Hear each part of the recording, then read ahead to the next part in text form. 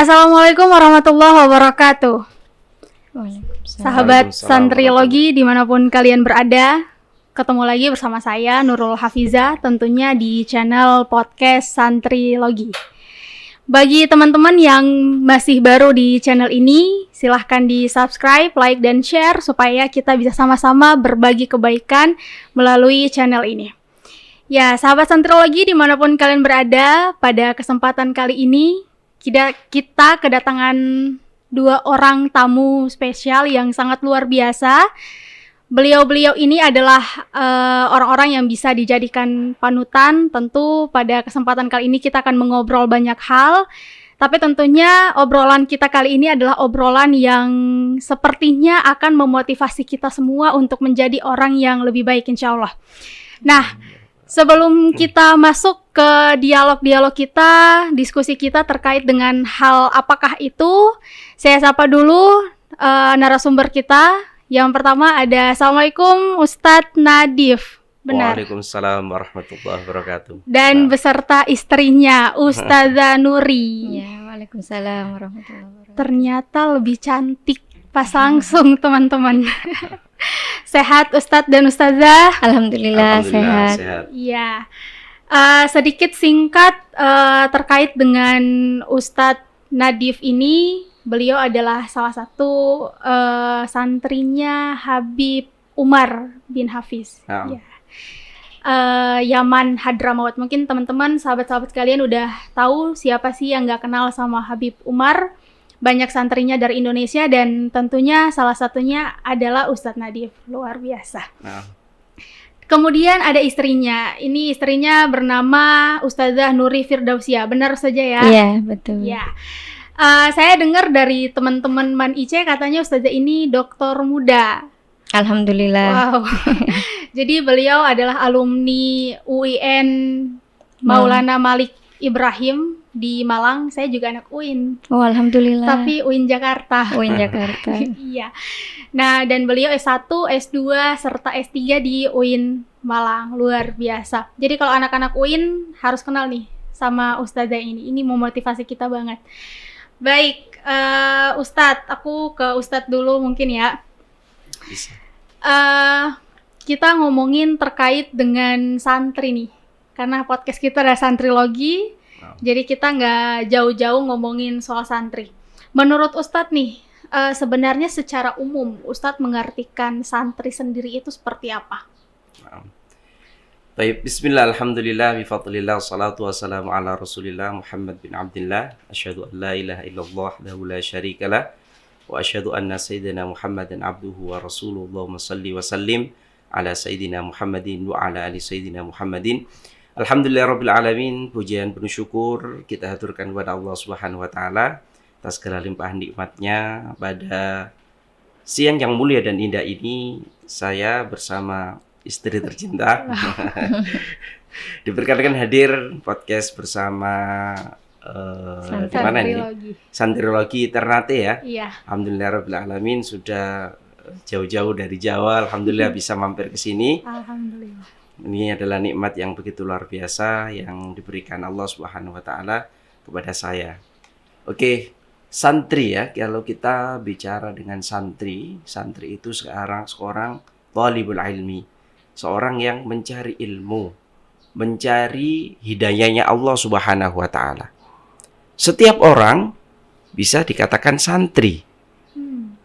Karena santri ini sejatinya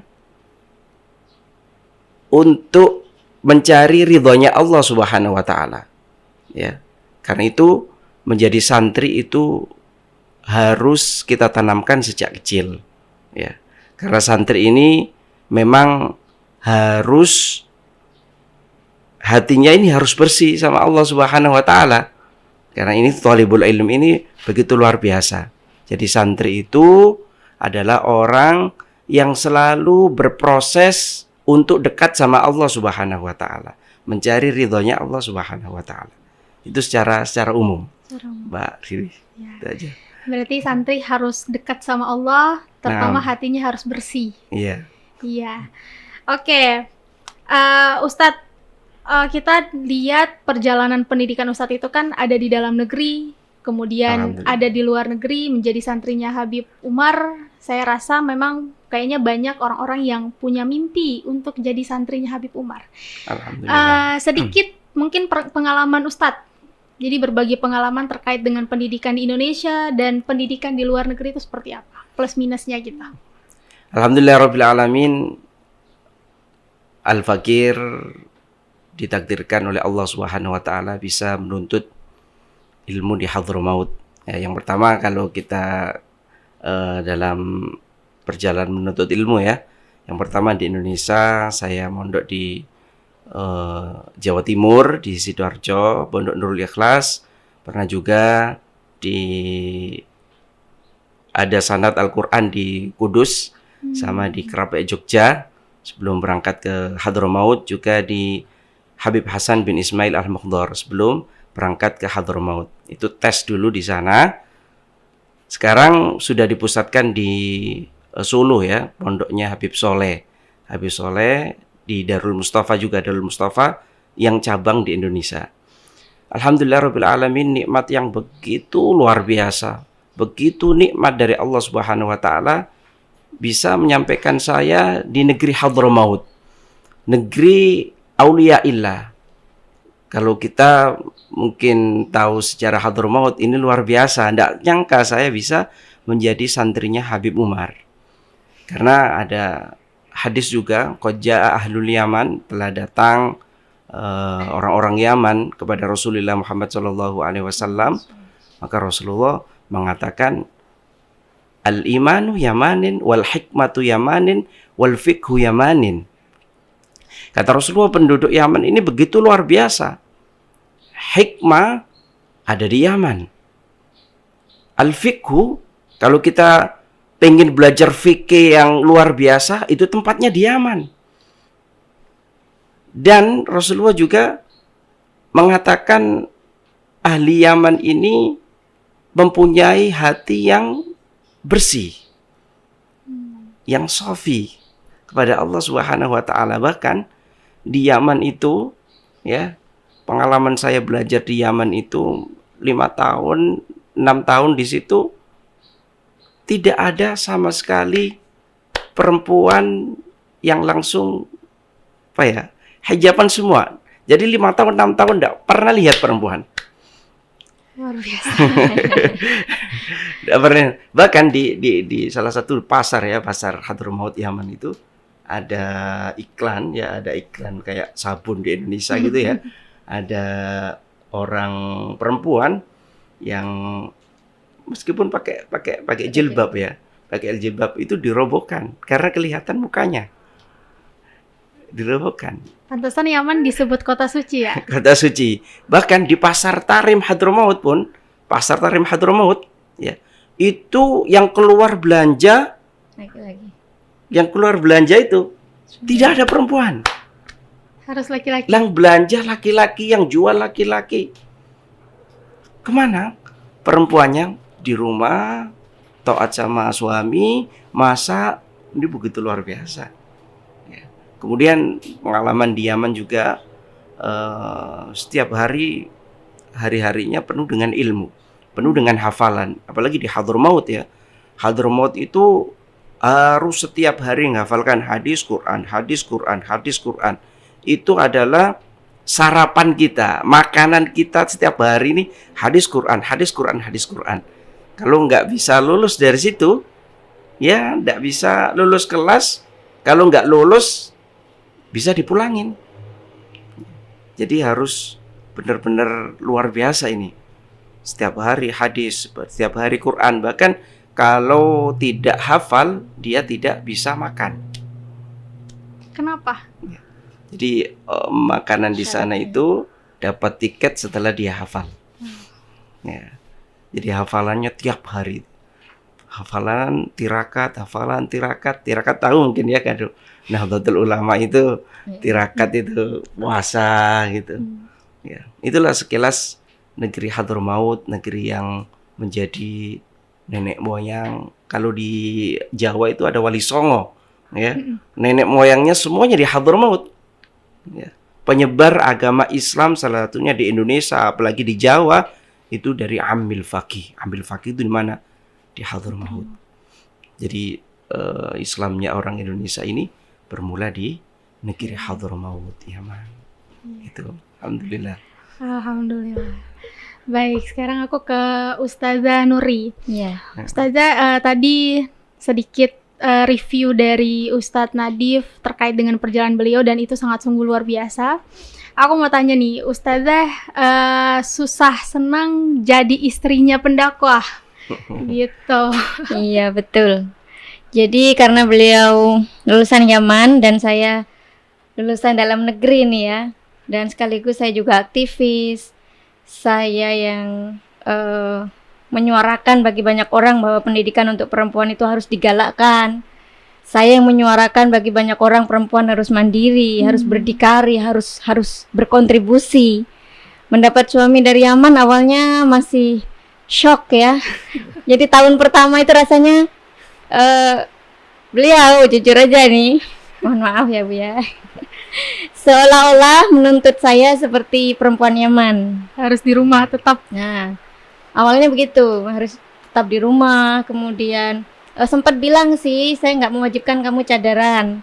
Tapi kalau kamu mau cadaran, saya bersyukur gitu. Saya bilang, saya alumni santri Indonesia. Saya lulusan pesantren yang kental dengan Nahdlatul Ulama. Jadi saya mulai dari MTS ya, sudah di pesantren Darul Lughah Karomah di Keraksan, Probolinggo, Jawa Timur. Kemudian di pesantren Nurul Jadid, Paiton, Jawa Timur. Jadi dan kebetulan orang tua saya juga aktivis Fatayat, Muslimat ya, Ansor juga. Jadi apa ya, saya bilang kalau bercadar mohon maaf deh gitu. Mohon maaf banget, itu sunnah bagi kita kan, itu sunnah, itu bukan wajib. Dan bagi saya akan kesulitan berdakwah di setiap lini, di setiap fase ya, saya akan kesulitan jika saya bercadar.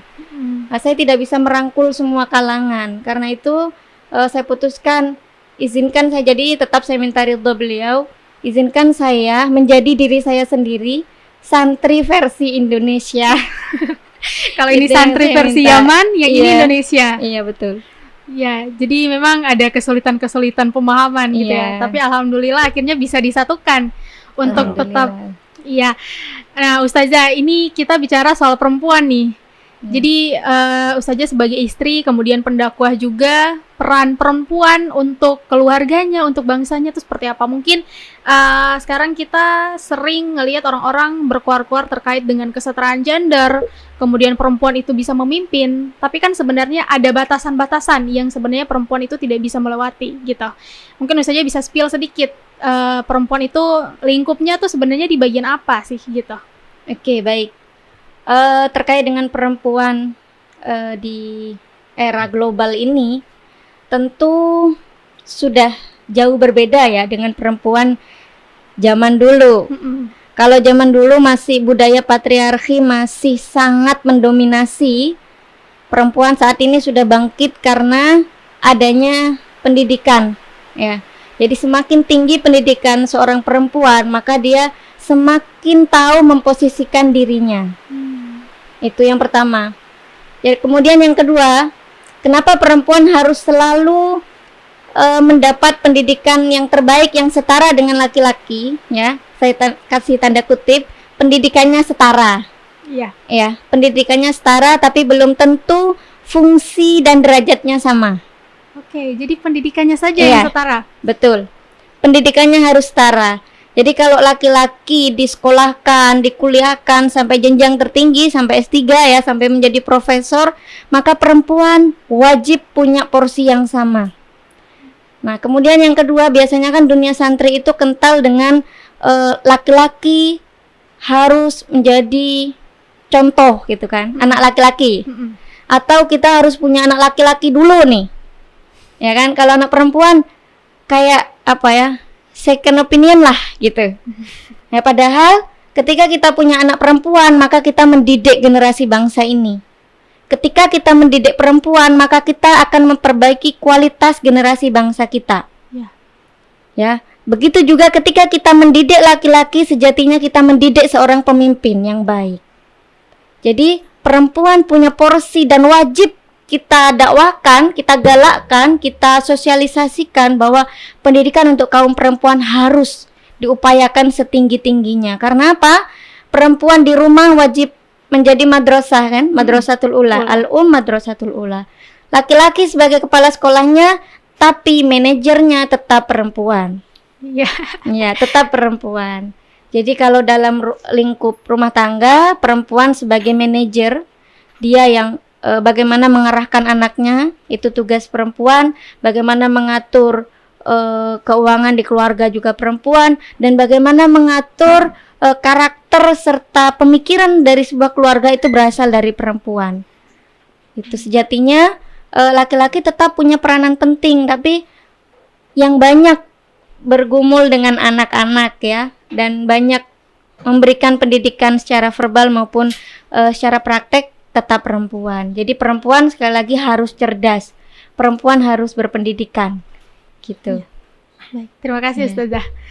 Oke, kita kembali ke Ustadz Nadif.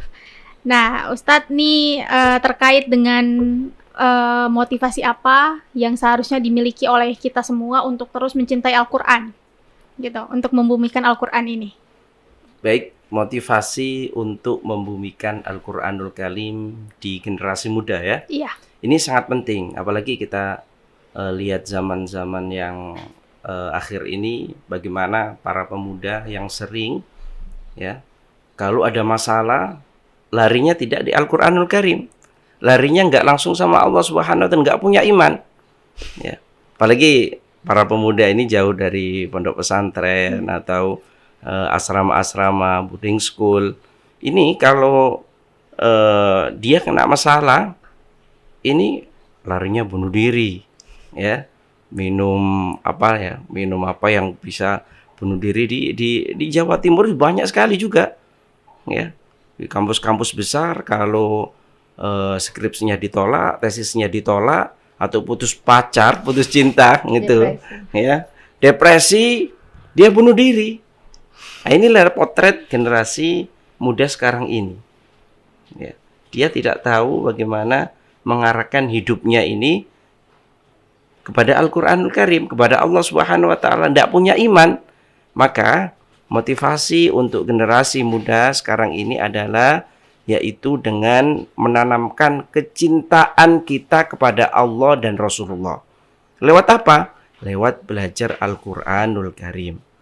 Sebab kalau seandainya anak-anak muda ini tahu kedudukan Al-Quran yang begitu luar biasa ini, maka tidak sampai kayak ada kasus bunuh diri, tidak ada. Karena agungnya, luar biasanya Al-Quran ini begitu luar biasa. Al-Quran berbeda dengan kitab-kitab yang lain. Ya, gitu. Jadi Al-Quran tetap menjadi porsi utama dalam membangun generasi muda ini, gitu ya. Menurut Ustadz nih, kira-kira anak muda saat ini nih apa yang perlu dibina untuk diri mereka? Jadi selain mereka itu fokus pada hal-hal yang bersifat duniawi, kita tahu bahwa ilmu dunia itu penting ya untuk kita, tapi ternyata kadang-kadang kita lupa bahwa yang bersifat akhirat itu juga penting gitu. Benar. Banyak sekarang generasi muda ini mengejar dunianya. Tahu tadi kuliahnya sampai S1, S2, S3 tanpa akhirat ya, tanpa diimbangi dengan keimanan dan ketakwaan kepada Allah Subhanahu wa Ta'ala. Padahal itu salah ya. Seharusnya generasi muda sekarang ini meskipun dia kuliah S1, S2, S3, bagaimana akhlaknya ini harus diperbaiki. Dengan cara apa? Mendekatkan diri kepada Allah Subhanahu wa Ta'ala, terus tetap menghadiri majelis-majelis taklim ya, majelis-majelis sholawat. Karena apa? Di situ ada tabibul qalb. Dokternya hati itu ada di situ. Ya. Banyak kalau kita sakit kulit, kita ke dokter kulit. Kalau kita sakit jantung, kita ke dokter jantung ya. Tapi kalau kita punya penyakit hati ya, manusia kadang nggak sadar. tidak mencari apa sih obatnya sakit hati itu. Ya, ada ria, dengki, hasud, ya, marah, ya, akhlaknya kurang bagus. Ini seharusnya yang mereka cari adalah tabibul qalb, dokternya hati. Dokternya hati di mana? Ada di masjid. Dokternya hati di mana? Ada di para alim ulama, para kiai. Kalau di Jawa ada kiai, ya, ada syekh, ada para habaib, ya. Nah, ini adalah tabibul qalb, dokternya hati. Nah, itu harus kita imbangi.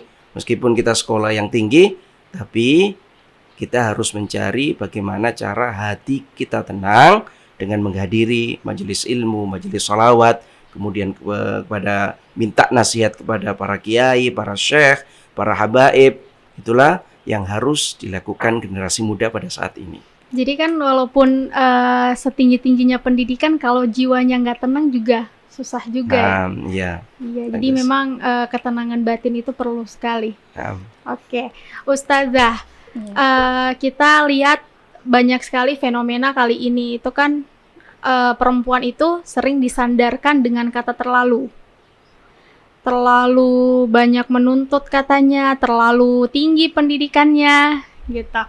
Nah, menurut Ustazah nih, kemudian ada juga yang sempat viral sebuah statement katanya perempuan itu harus memilih pasangan itu yang setara gitu. Tapi kemudian orang-orang tuh sempat bingung sebenarnya setara ini setara dari segi apa gitu. Karena kalau bicara setara pendidikan, ada kemudian orang-orang yang misalnya suaminya S3 tapi dia cuma S1 kayak gitu. Jadi mungkin konsep setara itu seperti apa? Oke, baik. Sebelumnya saya menambahkan juga ya dari yang awal tadi. Jadi jenjang pendidikan yang diraih atau yang kita upayakan, kita pelajari itu bukan semata-mata untuk gelar dunia. Kalau dalam versi saya, pendidikan untuk perempuan itu bukan untuk mengejar karir. Itu yang harus kita catat. Pendidikan untuk perempuan semata-mata satu, untuk bekal dia menjadi seorang ibu. Yang kedua, bekal dia menjadi pemimpin di masyarakatnya. Karena apa? Karena peran perempuan ini sangat mewarnai. Ya kan?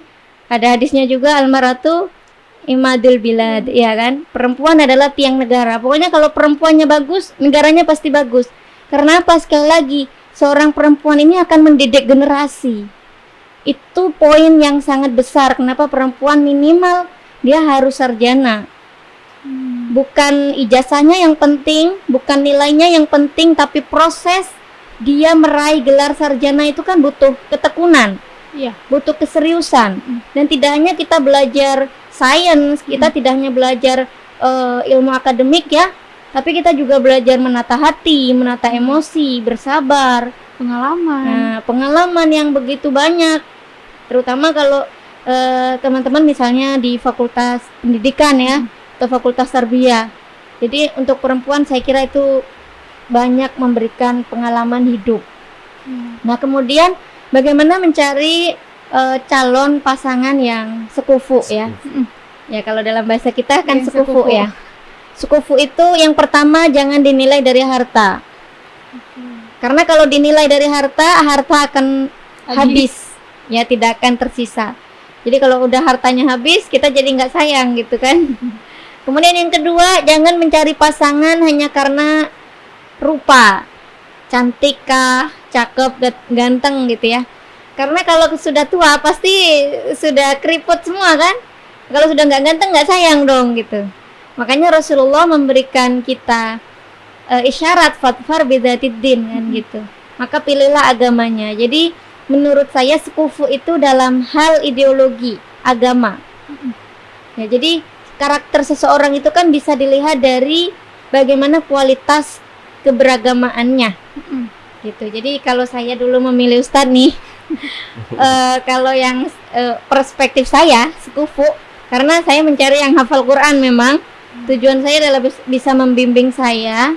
Ya, alhamdulillah nanti kalau bisa membuat saya juga menjadi seorang hafidhoh. Kemudian yang saya lihat, kalau Al-Quran saja bisa dijaga, maka dia pasti bisa menjaga istri dan keluarganya. Itu harapan saya. Itu harus jadi quotes hari ini nih. Iya. Al-Quran aja harus bisa dijaga, berarti Istri dan anaknya juga bisa dijaga. Sering juga Ustadz bilang begini, misalkan saya pernah cemburu begitu ya, biasanya kan namanya masih muda ya, kita tidak menutup kemungkinan godaan tuh pasti ada. Kalau misal lagi jealous gitu, saya lagi jealous atau lagi ngambek lah, Ustadz pasti bilang, saya nggak mungkin menduakan kamu karena kamu sudah jadi istri kedua. Saya bilang, siapa istri pertamanya? Istri pertama saya adalah Al-Quran. Jadi saya nggak butuh perempuan lagi, katanya begitu. Karena yang ini sudah diduakan. Iya, karena saya sudah diduakan. Tapi saya bersyukur saya diduakan dengan Al-Quran. Itu jadi memang tolak ukur saya dan orang tua saya juga, karena orang tua saya juga santri itu lain ya. Kalau orang tua saya bilang, kalau saya punya menantu harus santri. Karena sejelek-jeleknya santri gitu kan, segalau-galaunya santri itu tidak akan melakukan maksiat. Itu kalau dari orang tua saya. Dan saya ingin semua keluarga saya, anak-anak saya, menantu saya semua santri. Itu harapan orang tua saya. Alhamdulillah, jadi memang saya menjadikan santri itu sebagai syarat utama dulu dalam memilih suami. Supaya sekufu. Ya, sekufu itu tadi. Alhamdulillah, karena sama-sama santri, jadi sama-sama mau berjuang untuk Al-Quran, sama-sama ya kalau bahasa kasarnya nggak perhitungan lah. Jadi kalau ada orang yang mencari hidup dengan Al-Quran, kita tidak. Kita ingin menghidupkan Al-Quran, kita ingin menghidupkan dakwah, bukan menumpang hidup dalam dakwah. Itu tujuan besar kami. Memang harus satu sefrekuensi ya, satu frekuensi, betul. Kalau enggak susah juga memang. Susah juga, betul. Yang satu mikir duniawi aja, yang satu mikir ukhrawi, nggak jalan. Jadi dua-duanya harus sama. Iya, dua-duanya harus sama. Ya begitu ya sahabat-sahabat santrilogi, jadi harus sekufu. Ya. Oke, ini penutup dari Ustadz dan Ustazah. Mungkin Ustadz bisa kasih statement penutup sedikit terkait dengan Al-Quran. Alhamdulillah. Oke, para generasi muda, pecinta pendengar santrilogi, cintailah Al-Quran, genggamlah Al-Quran, karena barang siapa yang mencintai Al-Quran, iqra'ul Quran, barang siapa yang baca Al-Quran, mencintai Al-Quran, fa innahu ya'ti yaumal qiyamati syafi'an li ashabi. Karena Al-Quran akan menjadi penolong kita, syafi'an li ashabi. Bukan hanya menjadi penolong kita di dunia, lebih-lebih juga di akhirat. Karena kalau kita cinta sama Al-Quranul Karim, dunia akan digampangkan. Itu aja tolak ukur kita. Kalau pengen sukses di dunia, kita cintai Al-Quranul Karim. Ya. Banyak orang galau, banyak orang stres, banyak orang pikirannya ini bingung. Di Al-Quran ada di rumahnya. Al-Quran ini sebagai mukjizat, ya, mukjizat yang sampai sekarang ini masih ada. Ya, kita tahu Nabi Musa, ya, dalam kitab Tauratnya, ya, Nabi Isa, Injil, semua sudah tidak ada. Tapi sekarang masih ada mukjizat. Al-Quran adalah mukjizat yang begitu luar biasa. Maka di penutupan ini, kalau siapa orang yang mencintai Al-Quran, hatinya dekat sama Al-Quranul Karim, hidupnya akan dimudahkan oleh Allah Subhanahu wa Ta'ala, selalu digampangkan oleh Allah Subhanahu wa Ta'ala. Pengen istri yang cantik, dekati Al-Quranul Karim. Pengen istri yang solihah, dekat dengan Al-Quranul Karim. Pengen rezeki yang lancar dan barokah, dekat dengan Al-Quranul Karim. Semua hidup kita pasrahkan sama Allah, sama Rasulullah, dekat sama Al-Quranul Karim. Itu aja. Alhamdulillah. Jadi cinta Al-Quran, dunia mengikuti. Nah, ya. Oke, sekarang Ustazah, statement terakhir dari Ustazah, pesan-pesan untuk perempuan yang ada di Indonesia. Oke, setiap perempuan punya keberanian. Saya yakin itu. Setiap perempuan punya potensi. Karena itu galilah potensi itu. Maksimalkan potensi yang kita miliki, tentu dengan akhlak kita sebagai perempuan. Itu. Kemudian Kalau tadi menyambung tentang Al-Quran, perempuan adalah pendidik pertama bagi anak-anaknya, karena perempuan wajib belajar dan bisa membaca Al-Quran dengan baik. Genggamlah Al-Quran, maka Allah yang akan menggenggam hati kita. Alhamdulillahirrabbilalamin. Sahabat Santrilogi, itulah tadi perbincangan kita sangat luar biasa bersama Ustadz Nadif dan Ustazah Nuri.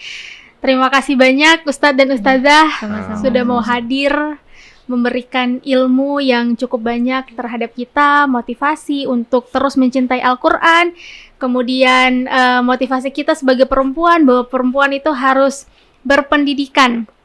Karena sekali lagi Al-Ummul Madrasatul Ula, perempuan adalah madrasah sekolah pertama untuk anak-anak kita. Itulah tadi pembahasan kita seputaran Al-Quran dan seputaran perempuan. Terima kasih atas perhatiannya. Kurang lebihnya saya mohon maaf. Saya pamit undur diri. Wallahul muwaffiq ila aqwamit thoriq. Wassalamualaikum warahmatullahi wabarakatuh. Waalaikumsalam warahmatullahi wabarakatuh.